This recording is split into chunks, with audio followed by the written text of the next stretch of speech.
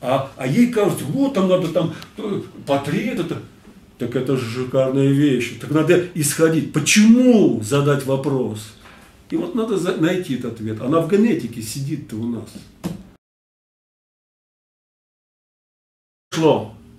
Это вторая выставка. У нас художники через каждые 5 лет делают выставки. Заслуженный художник, прошедший тюрьму, славу и так далее, и так далее, и так далее. И что? И что?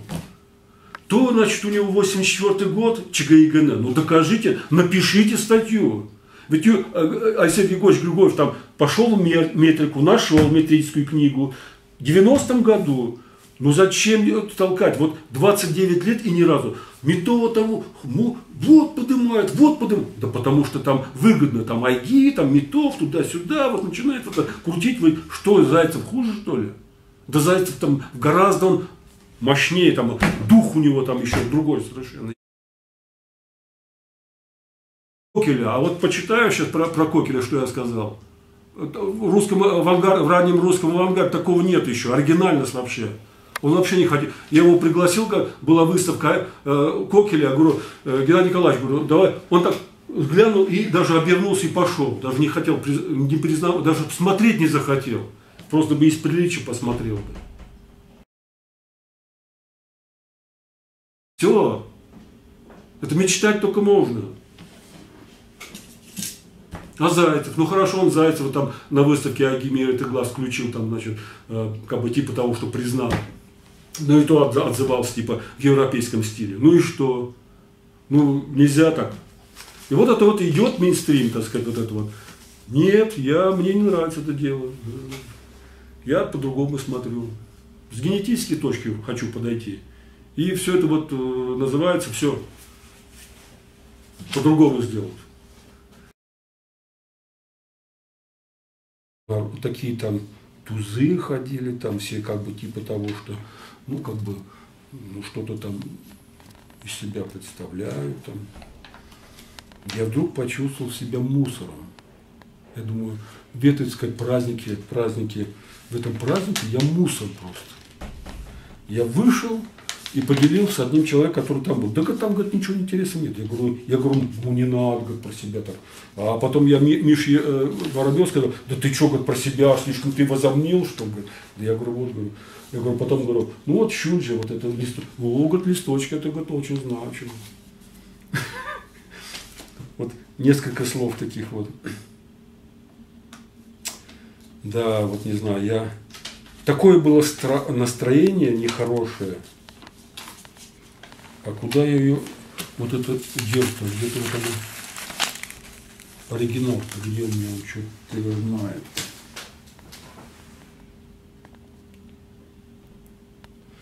Шин жутне кемене дем. Эштагай мала, тубага, вуртмала, шудага, ехизеп щукибе, щильдаман юрине. Ну, что-то такое, что-то такое. Я так подумал.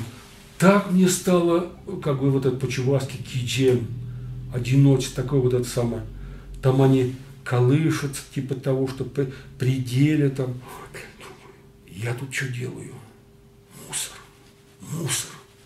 Ты представляешь, нет? Мне так стало грустно.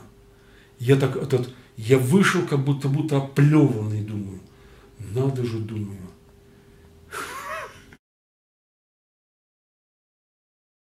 И наши враги, но есть и наши друзья, соратники. Вот надо как-то. То есть вот в этом конгломерате, получается, и у чуваш были какие-то вот это так называемые, как у дуба. Вот дуб растет, говорят, с открытой головой, но в шубе. То есть у него подпирающие снизу клен есть, орешник есть, липа есть. И те вот, так сказать, вот это вот, они, кстати, между прочим, вот это вот по фенологии, то есть как бы вот как всасывают влагу, они разновременные. То есть если когда дуб в это время очень мощно называется, развивается, то те в затишье находятся. Или если, например, этот клен и липа как раз в самом таком разгаре, то в это время дуб немножко как бы в уменьшенном, так сказать, своем развитии, ну, как бы, ну, ты понял, о чем разговор, да? То есть вот это вот соотношение, это не значит, что они друзья на самом деле. Просто они как бы не мешают друг другу сосуществовать в этот целый биоценоз, как бы, потому что если просто одна ель, это посадка, придет шелкопряд и всех поест. А вот разные, это уже сложная система, которая выживает. Если выжил один, то под ним другие начинают расти. Выжил другой, под ним другие. Вот это как бы сложность. И наверняка вот эта вот сложность геномов чувашского народа, это как бы дает повод для размышлению. Вот как этот этнос состоялся, по сути дела, через это можно проецировать и на искусство то же самое. Какие нам нужны вот эти вот те, как это сказать, вот, как бы феномены мировосприятия, которые они обогатили бы наш этнос, дали бы ему живучесть дальнейшую, которую мы сейчас протянули тысячелетия, мы выжили все-таки, несмотря на все. И в искусстве то же самое, чтобы мы состоялись. Не просто как вот нам плевали, говорят, что какой-то огрызок там, вот, как вот Айги говорит, что там по-европейски. Нет, у нас есть свое все-таки. Вот это дает для размышления вещи, то есть смотреть немножко на искусство с другого аспекта, с другого, так сказать, позиции, другой проекции. Не просто там вот учился, женился, кончил, ах, так там, получил там погон, академик и так далее. Но это другая песня, по сути дела. Я понятно говорю, Георгий? Я не приемлю то, что сейчас вот у нас такой так называемый вдруг открылся тренд пленеризм, пленер открылся. И вот люди начинают, там, сказать, пленером заниматься, вот там у нас какие-то там делают поездки там пленерные туда-сюда и так далее, и так далее. Ну что такое пленер? Надо же к этому подходить философски. Вот этот вот оранжевый и красный цвет, он не существует в природе, это наше. Что значит пленер? Это вот твое взаимодействие с природой, исходя из твоих, так сказать, мировосприятия, возможностей твоего мозга, собственно говоря. Вот о чем надо говорить. Ну что там пленер-то, вот они, как будто люди пленером не занимались. Это пленером занимались и импрессионизмом, что какой-то у нас новый пленер, что ли, будет? Тут воздуха больше, что ли? Там что, воздуха не было, что ли? Вот это вот этот тренд, который вот пущенный так как пулька, вот как бы типа того, что что-то новенькое. Ничего там нового нет. Мой отец марпасадский, и почему-то вот этот куст марпасадский, может быть, он чисто генетически мне близок, потому что, и понятно, это другой, так сказать, мир. Вот. Хотя вот странно, что буквально соседняя деревня, это где жил Кокель и Айги. Но Айги не воспринимал Кокеля. Ну, как-то так вот странно. Казалось бы, там и гены нужны, и гений места, так называемый, должен как бы сыграть. Но вот непонятно мне это все. Вот, как бы, мой отец говорил, как бы так вот, какую он самую паутинку плетет, еще непонятно, типа того, что вот. Дело в том, что когда еще вот то ли 70-е или в конце 60-х годов мой отец все-таки интересовался, кругозор-то был, наверное, он поехал в дом, где Айги жил, вот, то ли на Мосфильме, ну где-то на окраине Москвы, а квартира оказалась запертой. И он стишок такой оставил: ах, Айги, Айги, да, Айги, то есть получается, он пришел, а его нет. Вот такой вот типа записочку оставил. Интересовался, по крайней мере. Так что, может быть, и даже хорошо, вот я где-то вычитал, вот в Финляндии такая политика существует. Финны тоже ведь очень интересный народ.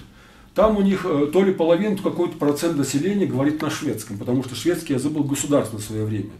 Не было такой Финляндии. Это была Швейцария, потом только благодаря России они получили так называемую вот автономию, по сути дела, и образовалась Финляндия, по сути дела, но как республика и государство. Вот. Они не дерутся с теми, кто разговаривает по-фински на исконном своем языке, и те, кто разговаривает финно на шведском языке. То есть у них такого антагонизма нету. Вот в отличие от них у нас вот такой антагонизм. Ах, ты там, чуваша Гласмас, там, значит, вот жапла. Ну, вот есть такой вот, так сказать, вот чанджеваш, там ты должен на чувашском. Как бы есть это хорошая черта, конечно, вот это вот чувашское свою показать, как бы ты что, все стараешься. И поэтому, наверное, все-таки как бы вот это вот чисто вот как бы вот это вот осознание того, что ну хорошо, там ID, это Европа, европейскость, так сказать, другое немножко мышление, вот это внедрение европейского в нашу вот эту культуру, привнесения. Олег там этот работает. Надо принять как должное, наверное, и не надо это как бы охаивать. Ну, есть такое, и надо это делать. Но надо же в то же время вот это вот попытаться таких как зайцев поднять, и не просто их сказать, ах, вот они там типа работали, но там европейским, ну ничего там толкового не дали. Вот Метов там что-то из себя там представил. Ну, рядом с Метовым работали ведь и другие художники. Вот Метов не мог так вот на пустом месте вырасти. Он общался, с кем-то разговаривал, там, с кем-то спорил. 3 вектора я вижу. 3 вектора. Хорошо. Ну вот вектор, так называемый, когда такое вот вхождение чувашского искусства, европейское искусство, там, значит, выходы в абстракцию, выходы вот так называемый сущностный реализм, как говорит Геннадий Николаевич Айги. Вот это вот некий такой, хорошо, это тренд. Второй тренд есть, вот такая вот то, что я считаю, например, это не сейчас оно пошло, а еще Иван Васильевич Дмитриев. Это человек православный. Он принял православие, будучи чувашом, и никогда не забываю, что он чуваш, но в то же время, как бы вот усвоив эту европейскую культуру и осознав себя православие, что оно вошло все-таки, и вот он это вот с такой точки зрения смотрит на чувашскую культуру, этот срез показывает. Вот у него совершенно другое вот мировоззрение. Он не показывает чуваш там какими-то такими забитыми, какими-то такими там унижен. Нет, у него там они красивые, они там статные, то есть он не унижает, но вот это другое. Вот Зайцев я вижу, это совершенно такой какой-то самобытный, внутренний такой, какой-то вот глубинный чувашский дух там. Вот этот тренд, он, к сожалению, не приветствуется почему-то. Вот его стараются как бы вот запихать, как сказать, я не хочу, так сказать, плохо говорить, но до Зайцева еще далеко вот тем художникам, даже вот Союза чувашских художников, чтобы они, так сказать, вот подняли Зайцева, осознали, откопали, вот прониклись его духом, и вот какие-то вот моменты, не то что чисто такие технические, формальные, а вот это мировоззренческие, как бы, мировосприятие, мироощущение его, вот попытались его как бы дальше развить, углубить. Вот это бы хотелось мы тренд увидеть, но, к сожалению, его я не вижу. Вот я обозначил 3 таких как бы глобальных, возможно, тренда. Между ними, конечно, это спектральный такой вид, там есть и переходные моменты, да, но это вот где-то вот так 3 таких крупных мазка, я бы сказал, вот у нас есть в нашем искусстве. Возможно, я не прав, но вот по этим художникам я, по крайней мере, я могу судить. Вот. Ну, кто куда входит, это уже как бы не обязательно говорить, мне кажется. Вот я попытался себе так вот 3 таких крупных мазка.